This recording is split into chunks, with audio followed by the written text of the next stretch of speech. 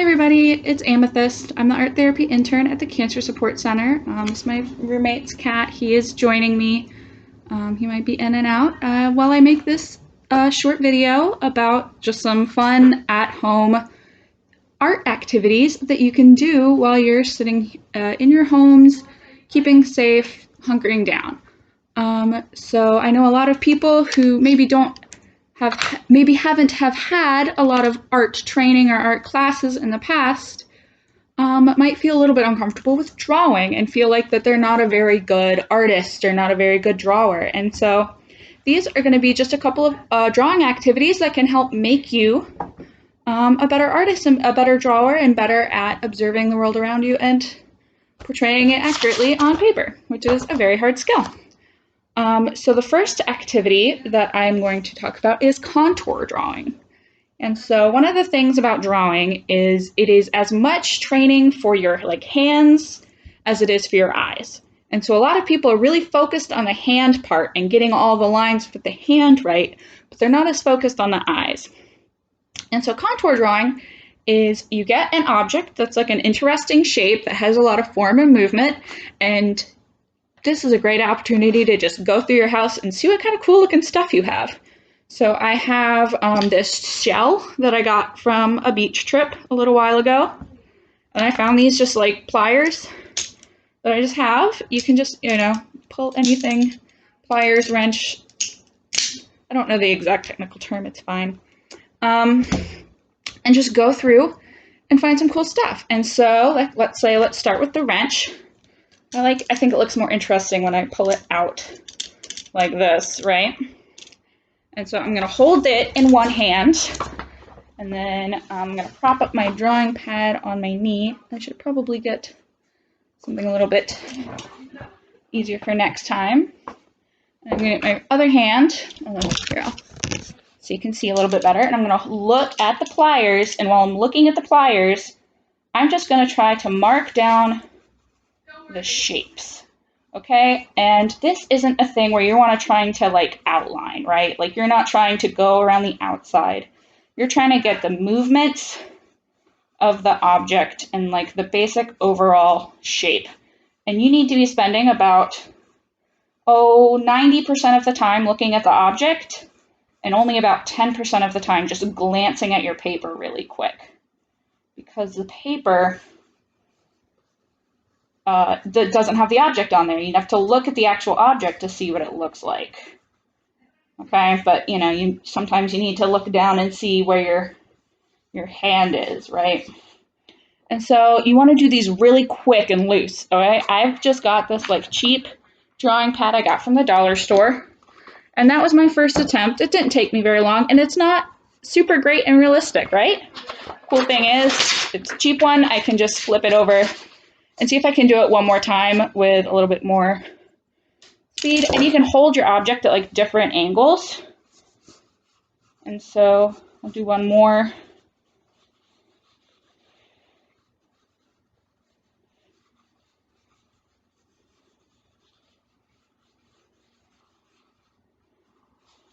And then while you're looking at these, after you do them for a bit, you can start seeing what problems do you constantly have? Are you making things too wide, too skinny, too small? And this is a great time to look and see what kind of common problems are coming up while you're drawing. So that's my second attempt. Oh, I forgot the little bolt at the bottom. See? And you can just do a whole bunch of those. I'm using charcoal because it's a very loose, flowy product. Not everybody has charcoal or chalk or pastels. You can just do it with a pencil too. I'll do one for the seashell really quick. Okay, I like it like this.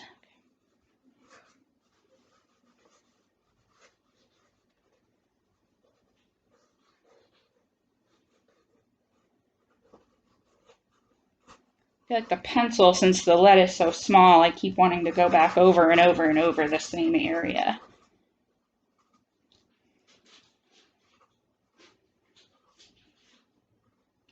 And while you're drawing, try not to draw things that aren't there. Our brains are really good at simplifying things, which you kind of have to unlearn that when you're trying to draw something accurately. because if you try to take shortcuts and try to simplify stuff, it's just not going to look right, right?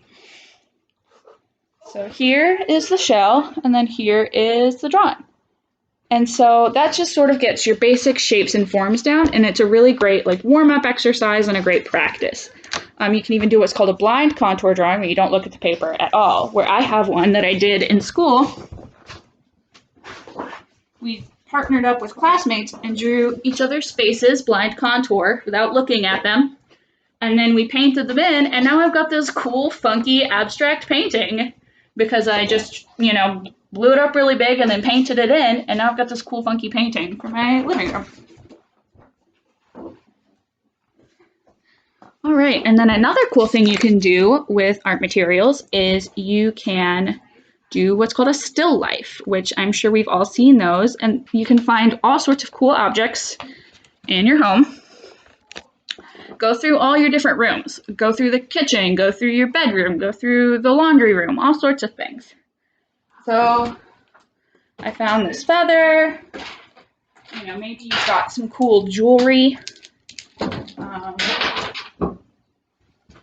You know, this is just a regular bottle of olive oil, but it's an interesting shape, and maybe set next to the teapot.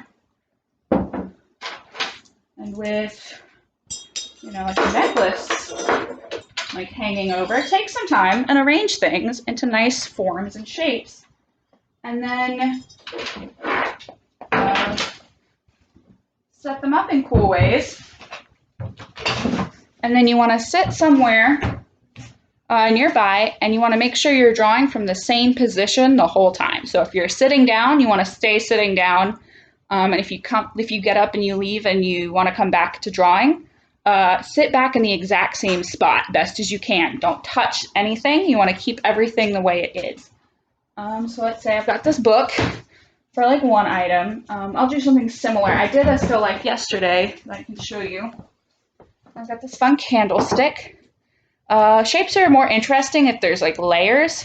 And so see, this book is just kind of flat on, which like that's a nice shape, but it looks a little bit cooler if you can get a little bit of angles in there. And then maybe like a feather, right? The feather's not showing up so well. Or like the teapot, which you can decide like where you're going to place it. Like, do you want it right next to it? Do you want it on top of it? You want it facing this way. So there's all sorts of different things you can do. And then when you're sitting down with your still life, remember back to what I was saying with the contour drawings. We want to look at your subject more than your paper, all right? Because you want to make sure you're getting as accurate a job as possible. So I'll just grab like a pencil again. And I'm a little too close, but one thing to remember with still lifes is you want, here I'm gonna scoot the computer back so you can see my drawing pad. So I'm gonna just sort of block in where the book is, right? And since we're at an angle, you can line your pencil up with a straight line, close one eye, and then turn it until you can get about the right angle. This is better if you have two pencils, because then you can hold it in your non-drawing hand and then draw with your other hand. And then bend it until it's the right angle that you need. And then look at that, and then try to draw based off of that. So I think that one's sort of like this. That, sort of like that. And then this angle, sort of like this, right? Yep, okay. So it actually goes down more. And you might have to, try things a couple of different times. And like I said, I'm measuring every single one of these weird angles on this book because I want it to look right. Okay? And then, add a little bit more. And then this is just sketching. I'm just trying to like lay the forms down. If you really want to like sit down and work really hard on something, you want to draw really, really light. All right, and then so the teapot is about, start looking at how it is in comparison. So maybe about, it's not right in the middle of the book from where I'm looking. It's maybe about a third over. So like here-ish. And then it goes up at this sort of curve. And then it goes up like that.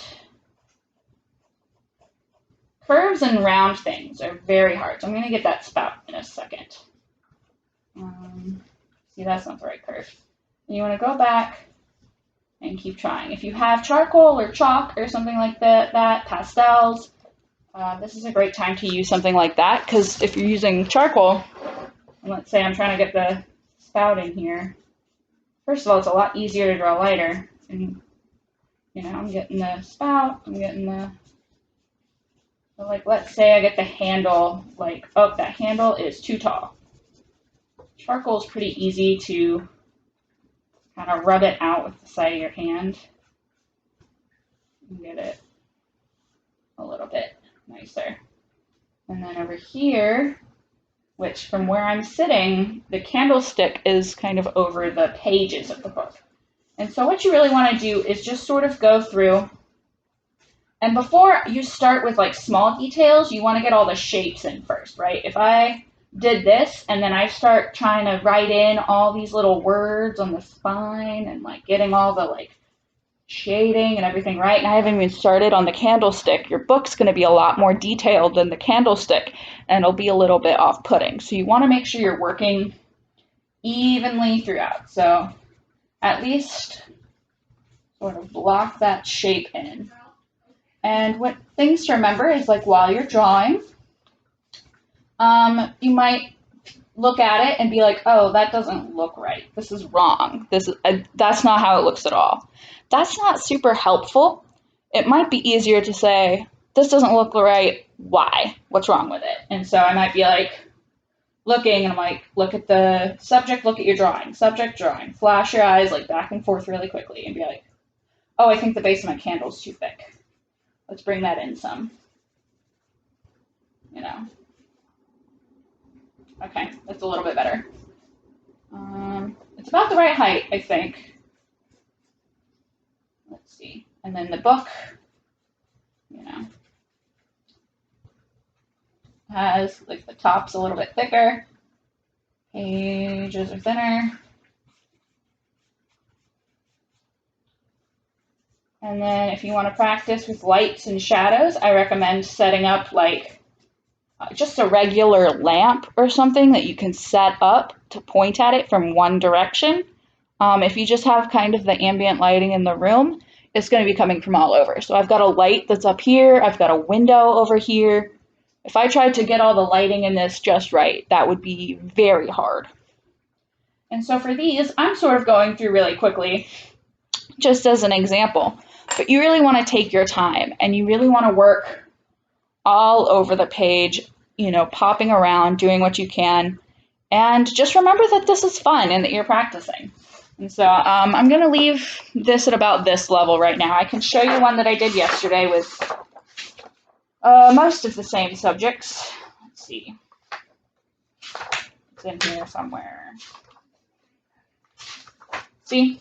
This one, instead of a coffee pot, I did a teapot, I did a mug, right? But see how I didn't even go fully into detail on the books, and this took me maybe about like 30-40 minutes, and it's not even very detailed, right? So if you really want something very nice and detailed, and like, you might want to sit down for like a little while, but this is just like a fun thing that you can do and pass the time and take a good look at all the fun, cool objects that you have sitting in your house. So yeah, if anybody has any questions or tips, or would like any tips, you can feel free to reach out to the Cancer Support Center. We have our art programming that is still going on digitally during this time. We have our art journaling, which is being done through email. We have an open studio, which is just freestyle art making on Wednesdays. And then we have a more directed art group on Mondays. The Mondays and Wednesdays being meeting through Zoom. And so you can check out our website or our Facebook to get links to those, as well as other videos about art making and wellness and fitness and all of those great services that we usually offer at the center. So I'm going to go ahead and stop the video for now, but thank you all so much for watching, and I hope you have a great day.